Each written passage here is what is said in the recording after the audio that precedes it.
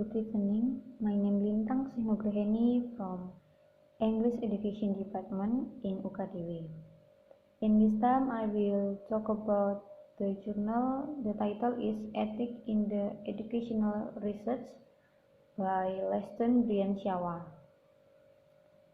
Research ethics has become a central issue in educational research, and no research can be conducted without due regards for ethics.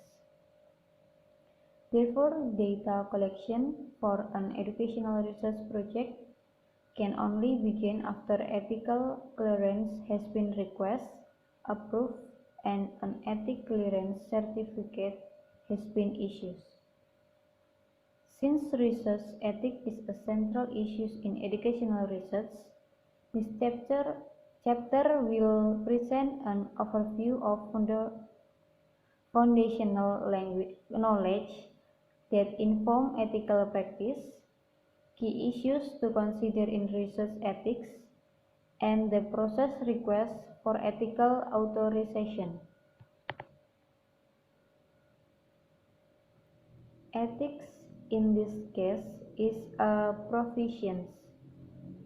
Research who are representative of powerful institutions such as universities can use their power in negative ways and exploit members of society who seemingly in less powerful position, such as a poor woman, people of color, children, etc.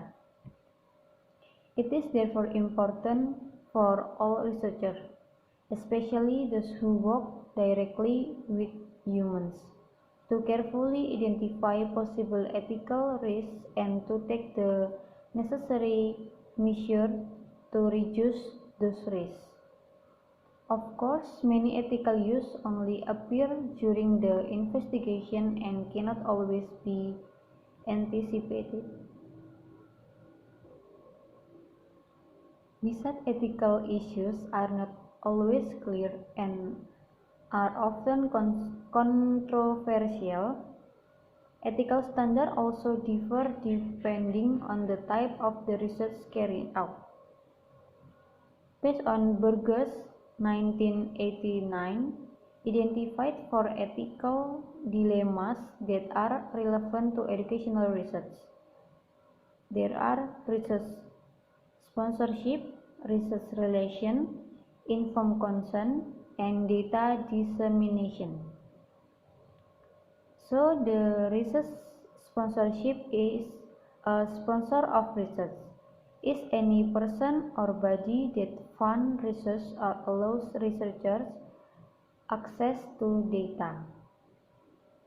National Research Foundation, the corporate sector, private organization, or private individuals. Research sponsorship relates to the intervention of sponsors in research activities. They could also claim ownership of data and prevent the publication of findings. There have not been many research scandals in educational research, or at least not many have been made public. However, there was one document case worth mentioning. Dartington Hall provided written consent for the publication of the research. As a consequence, Punch had difficulties in publishing his research and it took a battle of 15 years before he could do so. This case raised issues concerning research sponsorship, confidentiality, identification, freedom to publish, and the nature of the professional standards. Next, research relation. Burgess argues that research relation concern question of access, power, harm, and deception secrecy and confidentiality, and that all of these should be considered and resolved by the researcher.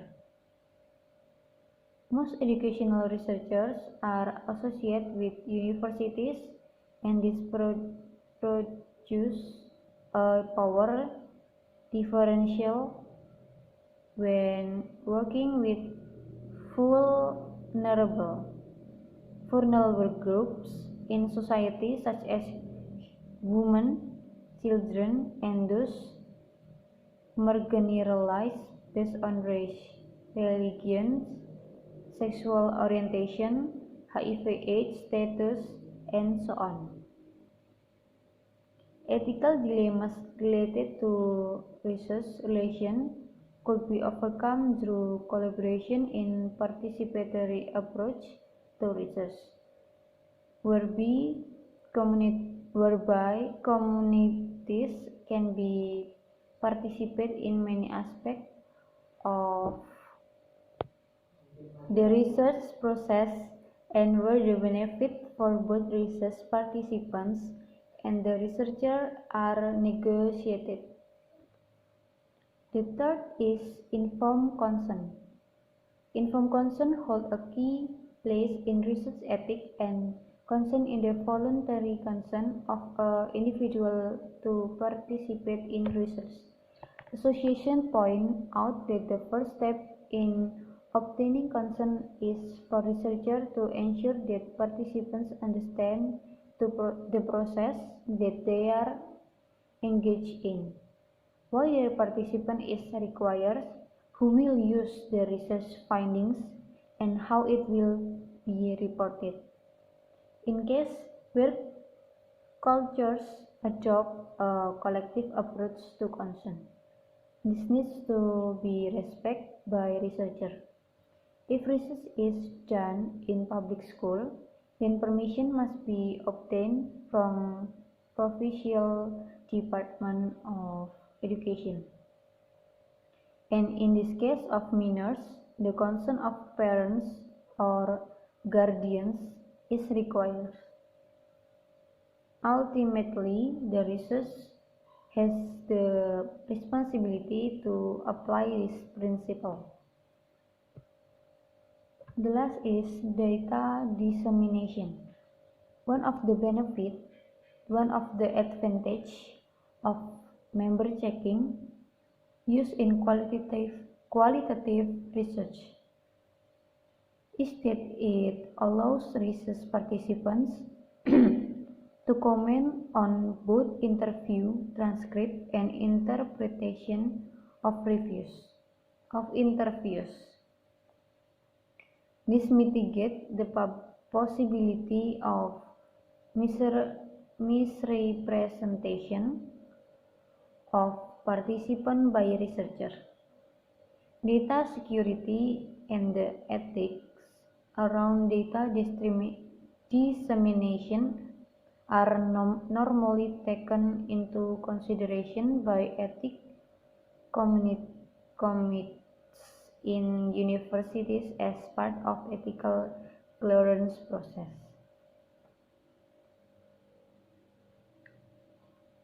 There are ethics within different approaches to educational research.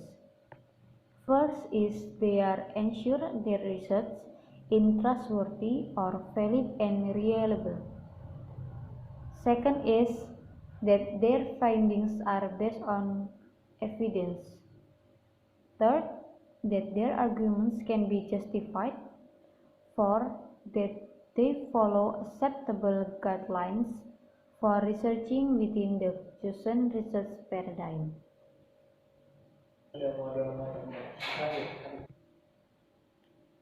If researchers do not ensure the integrity of their research, they can be guilty of misconduct should they bring research into disrepute in any way. The ethical consideration discussed earlier apply to all the research conducted in education, but there are instances where particular research approach or design give rise to unique ethical dilemmas. Firstly, in the case of experimental or quasi-experimental design, an intervention is introduced to an experimental group and not to control group. The program is introduced to the experiment group, whereas the control group continues with the normal lecture method which both groups receive before the intervention. Such a design would be unethical in other designs that could be used in education, such as evaluation design, which do not require the use of a control. Evaluation design might be less rigorous than experimental design, but ethically more sound for use in educational research. Domains of ethical consideration within a research project. There are various domains within the research process that require ethical consideration and that are subject to ethical clearance with an ethical clearance certificate number before the commencement of the research process.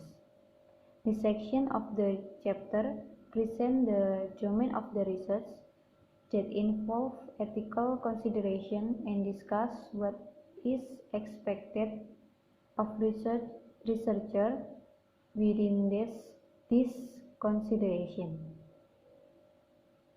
Those are discussed in the section that follow. In designing a research agenda, the research must keep in mind the ethical issues that would need to be addressed and what process would need to be followed in obtaining ethical clearance. Some institutions use coding systems to identify the different levels of ethical clearance that are required of a research proposal. Using a code system may speed up the ethical clearance approval process for a research protocol where no humans or animals are involved in the data collection process. The next, scientific validity of research. This domain of ethics requires a review of the coherence within the research protocol. Specifically, it looks for alignment between the research topic, research purpose, and research question, and that these elements cohere. The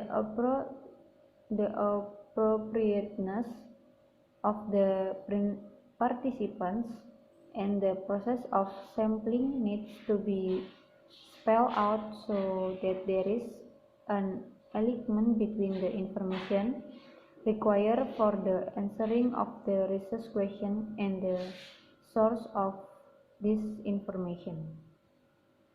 The sampling process has implication for the finding of the research project. The ethical consideration associated with the selection of participants are that the most appropriate participant should be selected for the intention of the research agenda, so that the findings are acceptable, defensible, and not biased. The scientific validity screening would also require the submission of the research instrument through which the data will be collected. The questionnaire will be reviewed in terms of the nature of research question and whether these questions are not painful or have the potential to cause emotion trauma to the participants. Participants' rights and responsibilities in the research process. The identification and selection of participants in the research process raise issues of ethical concern. Working within a human rights discourse and its associated responsibility values means that the participants need protection. These rights include first, the right to full disclosure of the research intentions. Second, the right to full disclosure of the nature of the participant involvement within the research design. Third, the right to full disclosure of the potential risk to the participants. Fourth,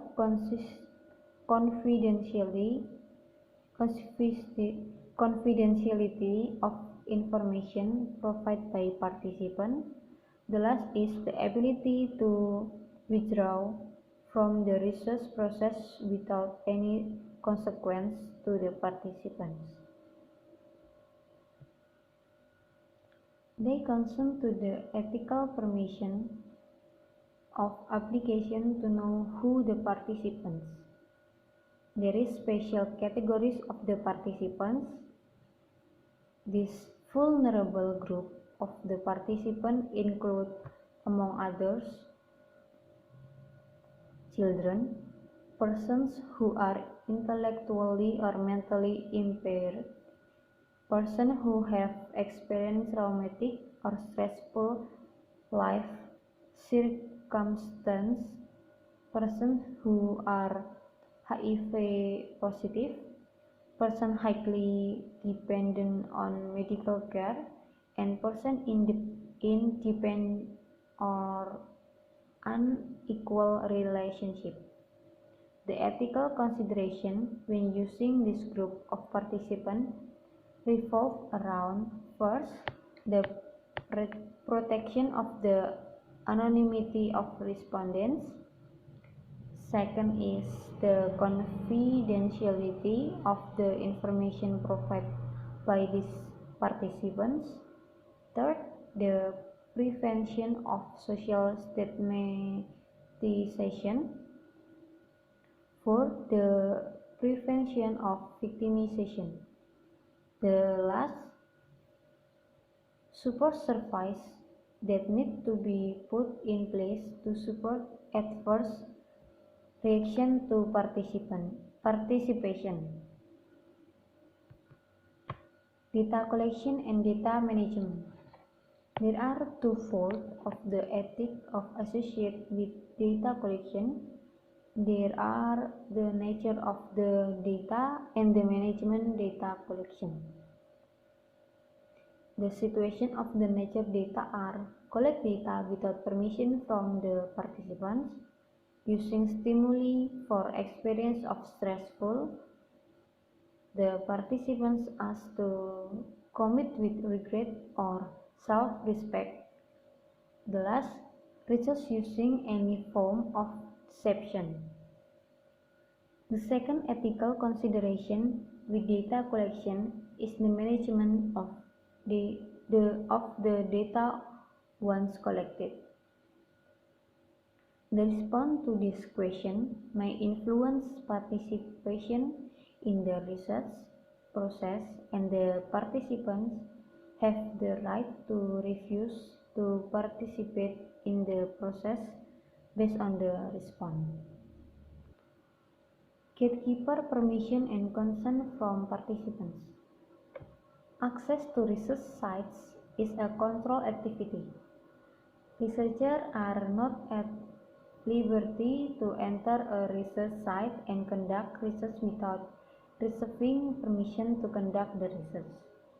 This is so for various reasons, including the need to present unauthorized disclosure of information and defamatory or reputational damage to the situation or organization. The implications of such transgressions are enormous, especially within the context of a highly litigious society and of the social, economic, and health concerns that it may raise. In order to access a research site, permission is needed from an authorized individual of an institution or an organization. This is called gatekeeper permission. Gatekeeper permission need to acknowledge that they understand the nature of the research be conducted at their site, their rights, and the nature of the permission they are granting for the research to be conducted.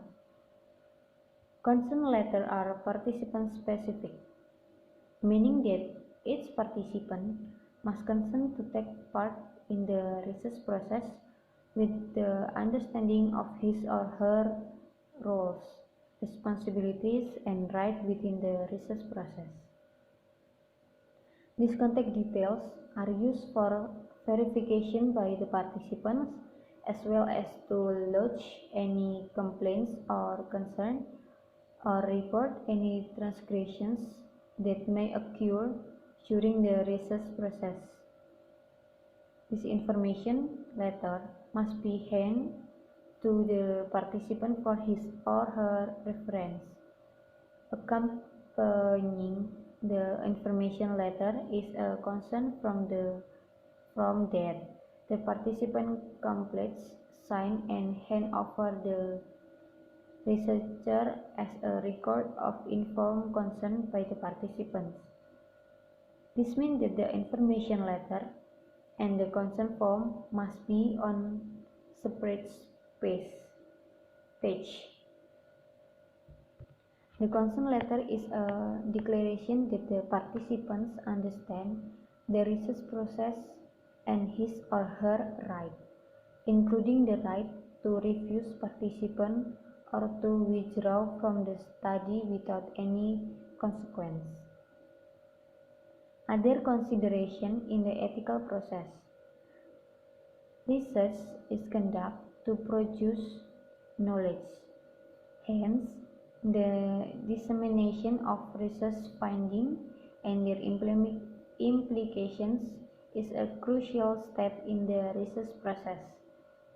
The process of disseminating and the research finding among the research participants is an ethical obligation of the researcher. Some research may propose or result in post-research intervention. In such cases, the process of post-research intervention must be indicated so that research findings are not thrust onto participants or communities without a participatory process. Those is from me. Thank you.